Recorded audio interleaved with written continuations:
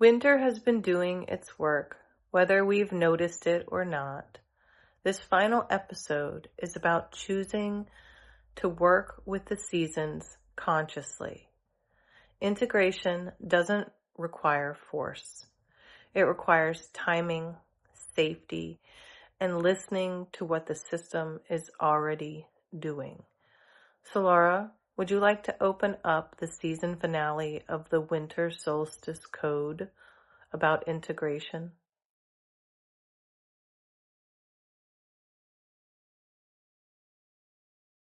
Absolutely, I'd love to. So welcome everyone to our season finale of the Winter Solstice Code. This final episode is really all about integration. And as you said, winter's been doing its work, whether we've noticed it or not. So now we're talking about choosing to work with the season consciously. Integration doesn't have to be forced. It's about timing, it's about safety, and it's about listening to what the season has already been doing inside us.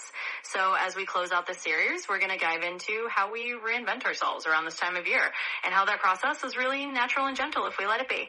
So thank you so much for being with us, and let's jump into our final episode. Let's do it. So, why is winter ideal for resetting our bodies? We've got a tremendous amount of reduced stimuli, which actually gives us a lot of focus and clarity. Our nervous system can become more receptive. So, why does winter, or what does winter do to our identity patterns?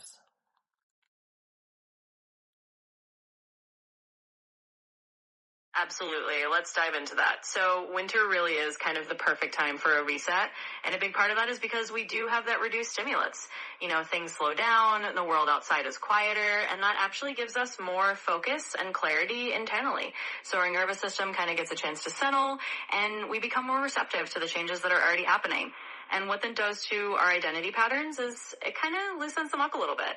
Winter gives us this chance to kind of let go of old patterns that aren't serving us and let new ones come in. And it's really that quieter, gentler season that allows that to happen.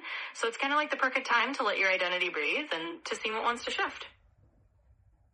So the next section I'm really excited about because I'm working a lot right now with nervous system regulation. I just released another book. But everything starts with your nervous system. If you don't have a regulated nervous system, you're up the creek. Like, you can't do anything. Yeah. So I just thought of a really bad joke, but I'm not gonna. Anyway, so change doesn't begin with intentions, with goal setting, with all of these fancy life coach things, which, by the way, I do kind of do, so I'm not knocking it at all. But it starts with a regulated nervous system. So, Solara, can you explain to us just briefly, why must the body feel safe for the mind to be flexible?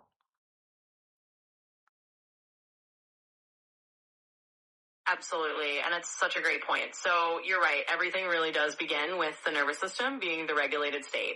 When your body feels safe, then your mind can be flexible. It can be creative. It can be open to change. And the reason is that when your nervous system is dysregulated, your body is basically in a state of fight or flight or freeze or just kind of on edge. And when that happens, it's really hard to be adaptable or to be open to new things. So once you feel safe, your body can relax and your mind can actually explore and be flexible and be open to those changes.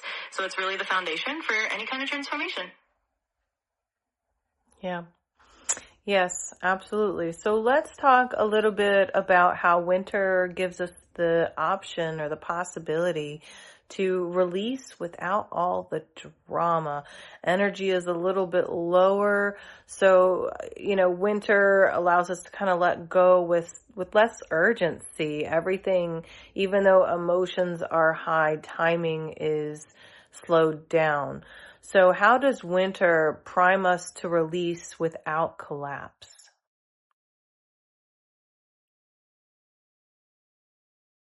Absolutely. And that's one of the beautiful things about winter. It's kind of the season that gives us permission to release gently.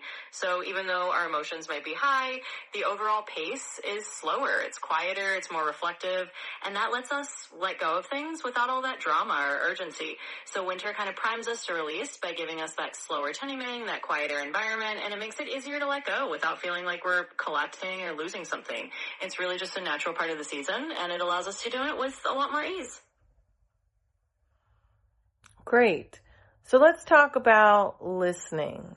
So if you meditate, if you sit in stillness, witnessing meditation is incredible if you can silence your mind enough for it.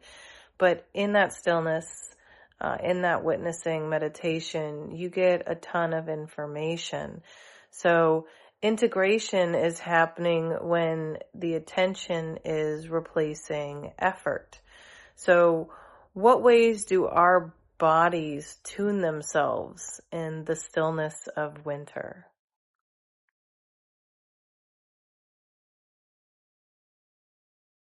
Absolutely. And I love how you put that because that stillness really is so full of information. So when we're in that quieter winter space, our bodies do have a chance to listen in a different way. And that means we're not forcing things. We're actually letting our awareness replace the effort. And in that stillness, our bodies kind of naturally tune themselves. It's like they pick up on those subtle cues, they find their own rhythm, and they start to integrate what they've learned over the season. So it's really in that quiet listening that the body finds its own way to adapt and grow. And that's the beauty of winter's slower pace. Yeah, you get that reflection, that insight before action. So let's move on to seasonal embodiment, which is something that is a goal of mine for this year, to expand my embodiment practices personally and professionally. So when we're talking about seasonal embodiment, it means aligning behavior with the seasons. So what are some examples of embodiments as rest, warmth, reflection, or even boundaries they're not indulgences. It's actually nourishment. Can you give us some of those examples?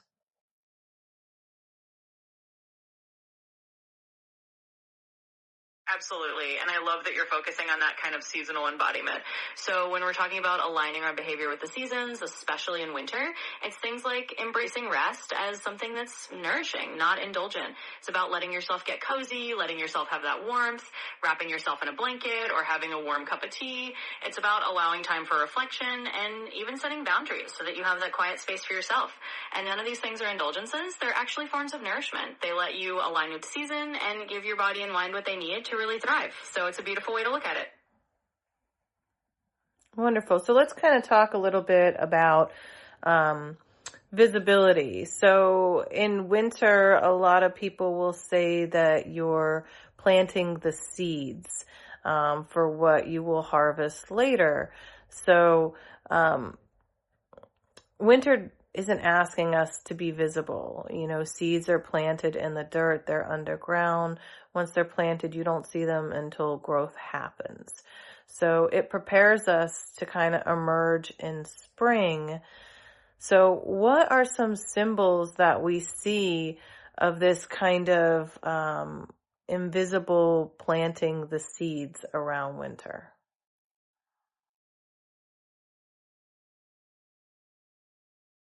Absolutely. And I love that idea because winter really is like that time when we're planting seeds beneath the surface. So the symbols of that are often things like resting, going inward, doing your reflection, maybe journaling quietly, or just allowing yourself to have that invisible growth where no one else can see it yet. It's like the roots growing underground. And you don't have to be visible in winter. It's really a time to trust that the work you're doing internally will come to fruition when spring comes. So those symbols are really just those quiet, internal, nurturing activities that are all about planting seeds for later. All right, wonderful. So winter has never been about becoming someone new. I mean, it's always the life, winter, seasons, it doesn't matter. It's all it's about remembering who you really are. It's about remembering why you're here, really here. But winter specifically is about remembering what's essential when everything gets quiet. What really really matters to you. So please, if you enjoyed this series, please like, subscribe, leave us a comment, and let us know what you thought of this series. We would love to hear from you. Share this video if you know somebody that might enjoy it. We do hope that you enjoyed it. We really appreciate your time and attention, Wayfinders. And I wanted to go ahead and give you a sneak peek that this work is a constant cycle. So it's going to continue beyond our Winter Solstice Code. So please keep an eye out for our Summer Solstice Code that we'll be releasing soon, here in a month or so. Solara, would you like to sign out our final episode for the Winter Solstice Code?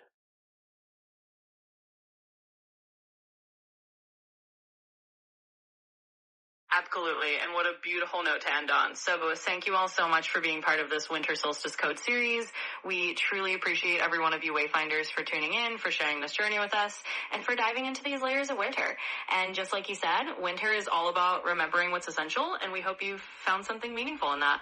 So if you enjoyed this, definitely like, subscribe, leave us a comment, and keep an eye out for the Summer Solstice Code. We'll be continuing the cycle with you all. Until then, take care, and we will see you next time.